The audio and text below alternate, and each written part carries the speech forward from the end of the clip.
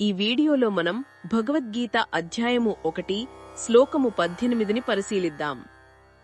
ముందు శ్లోకాలలో పాండవ పక్షంలోని ముఖ్యమైన యోధులు తమ తమ శంఖాలను ఎలా పూరించారో చూశాం. ఇప్పుడు సంజయుడు ధృతరాష్ట్రుడితో ఇంకా ఎవరెవరు తమ శంఖాలను పూరించారో వివరిస్తున్నాడు. ఈ శ్లోకంలో పాండవుల పక్షాన నిలిచిన మరికొంతమంది మహారథుల గురించి తెలుసుకుంటాం. మొదటగా పాంచాల రాజు అయిన ద్రుపదుడు. ఈయన ద్రౌపది గారి తండ్రి, పాండవులకు మామగారు. ఆయన కూడా తన శంఖాన్ని పూరించాడు. ఆ తర్వాత ద్రౌపదికి కలిగిన 5 కుమారులు. వీరిని ఉపపాండవులు అని కూడా అంటారు. వారు కూడా తమ తమ శంఖాలను పూరించారు.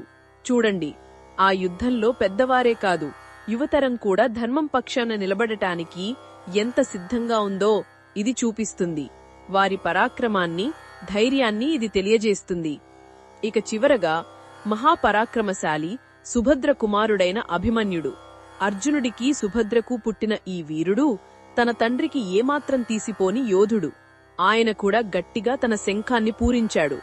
ఈ యోధులందరూ వేరువేరుగా తమ శంఖాలను పూరించడం అంటే ప్రతి ఒక్కరూ వ్యక్తిగతంగా ఈ ధర్మయుద్ధానికి తమ సంపూర్ణ మద్దతును, సంసిద్ధతను ప్రకటిస్తున్నారని అర్థం.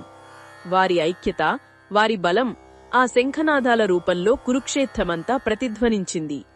ఈ శ్లోకం మనకొక ముఖ్యమైన సందేశాన్ని ఇస్తుంది. ఒక మంచి పని కోసం, ఒక ధర్మకార్యం కోసం నిలబడినప్పుడు కుటుంబంలోని ప్రతి ఒక్కరూ, పెద్దల నుండి యువకుల వరకు తమ వంతు పాత్ర పోషించాలి.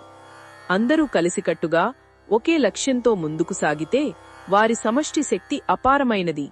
అది ఎదుటివారి గుండెల్లో భయాన్ని పుట్టించగలదు. మన జీవితంలో కూడా ధర్మ మార్గంలో నడుస్తున్నప్పుడు మన గొంతును, మన సంకల్పాన్ని ధైర్యంగా వినిపించాలి. ఇది ఈ శ్లోకంలోని భావాన్ని వివరించడమే లక్ష్యం. మరిన్ని భగవద్గీత శ్లోకాల అర్థాన్ని తెలుసుకోవాలంటే మా తదుపరి వీడియోలను తప్పకుండా చూడండి.